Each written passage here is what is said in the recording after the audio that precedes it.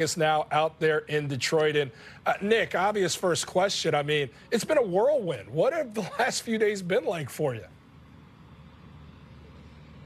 It's been unlike anything I can even imagine. If you would have told me everything that's happened in the last 25-ish hours, I never would have believed you. Going from just a normal guy working at a golf store, trying to play as much golf as I can on the side, to turning into what it has. I mean, I've had guys that play on the PGA Tour consistently come up to me on the range and say, "Hey, we were glued to our phones during the playoff in the caddy lounge," and that's just so cool to see. And that'll never get old, and it's something that I hope I can take with me forever. You mentioned you normally work in a golf store, Nick. What does a typical week look like for you? Because this clearly is not your typical week. No, definitely not. Typical week for me is I'm usually there in the summer anywhere from 2, 3, or 4 days a week. This time of year when I start doing like Monday qualifiers, I have to pre-qualify. So usually I would work basically Monday, Tuesday, Wednesday, Thursday, try to pre-qualify Friday, go back to work Saturday, and then go for a practice round Sunday, and then do the Monday qualifier Monday. And then if I get through, it's never happened before, so we've never had to worry about that until now. But if I didn't get through, then I would go back to work on Tuesday like I was supposed to yesterday. So, Nick, 1 beer becomes 2, becomes 3. Would a 4th beer, would that have been dangerous? I mean, would we not have been in this position had we had a 4th? It definitely, we were riding a fine line as it was for sure. So I tried to keep it on the right side of things and not take it too far. Who's to say? It might have been, the playoff might have been over earlier. It might have been over for different reasons. I might have made a quick bogey and been out of there. So 3 would seem to be the magic number, and we'll stick with that. It's pretty cool. You know, you've heard from some pretty special people, some people, big names in the golf world. I'm curious, who's been the most out of the woodwork pop-up name that's reached out to you? We've obviously seen the tweet from Kevin Kisner, but was it a random ex? Was it an old classmate? Was it an old neighbor? Who'd you hear from where you're like, wow, they even heard about this? Probably when I was in player or caddy dining yesterday and I got a phone call from Pat McAfee. That was probably the most wild time of my life. You know, as someone who loves the show and being from Indianapolis and it being right up the street from me, it's just crazy to get a phone call and just know instantly that voice. It's iconic. So I knew exactly who I was talking to before he even introduced himself. Well, you are at heart still a golfer, and you're in a competition now, and you obviously want to prove something this week. You've proved something already. What are your expectations now heading into this week? Is it just to try to soak up as much of the experience as you can, or are you very much results driven this week? I think it's fair to say it'll probably be a little bit of both, but probably 75% of the first and 25% the latter. I think everyone that I've talked to, whether it's guys on tour or it's people that have been in the shoes before or people in the media, everyone's pretty much just unanimously said, just go out and enjoy the moment. You never know, especially someone in my shoes, this may never happen again. So just try to enjoy it as much as I can. Obviously, I'll try to play as well as I can, but I got here having as little expectations as possible. So hopefully we can keep that going forward and maybe play well. Obviously, if I play bad and I miss the cut, it's still going to be a week to remember. But ideally, I play well and can make the cut, and we'll take it from there. I got to know, Nick, is this PTO? Are we taking days off? How has Golf Galaxy, your employer, been through this whirlwind run of yours? Oh, man. They've been really good. I actually have not called off for yesterday or today yet. I think they know.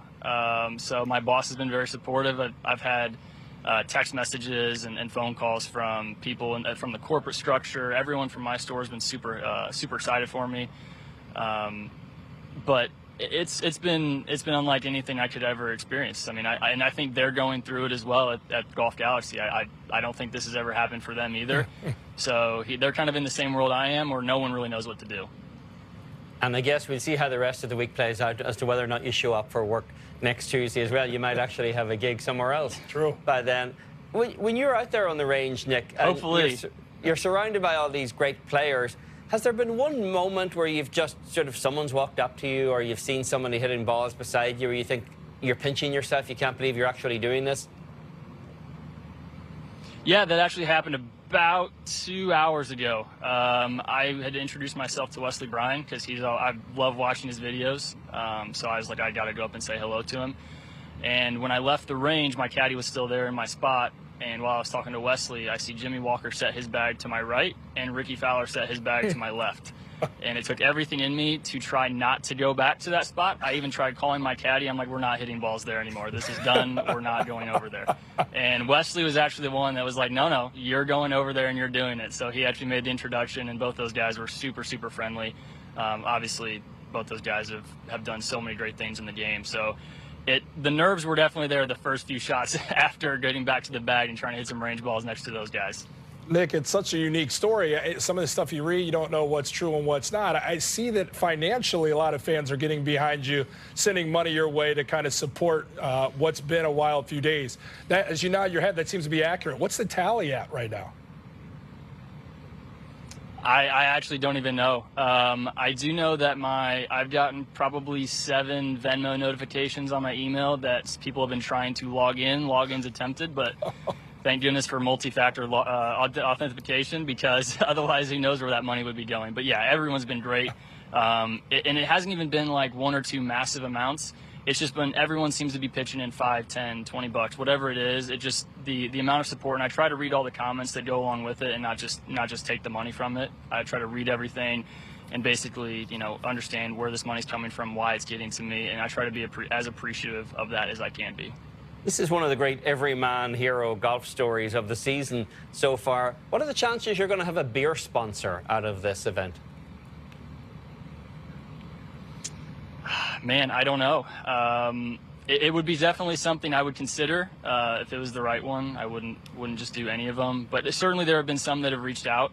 But someone who doesn't do this ever, I don't know the logistics behind it on how I get logos on shirts. I don't know how. I mean, I just got a care package from Travis Matthews, you can see. But other than that, I don't know how I would get a company logo on my shirt in 24 hours in time for me to tee off tomorrow. So I try not to take anything without knowing I'm going to use it. So I basically just kind of let everything slide. And if I play well, then hopefully I can take advantage of those opportunities some other time down the road. Nick, you go off at 2:22 tomorrow. I don't know if you're a superstitious guy, but as I get to know you more and more, I'm a massive fan. With that, I'm curious, do we have 3 beers before we go off tomorrow? I doubt it. I really do. I think that was probably just a one-time thing. And really, what's crazy is that we're probably not standing here having this conversation if it's not for those 3 beers, which is really interesting to say.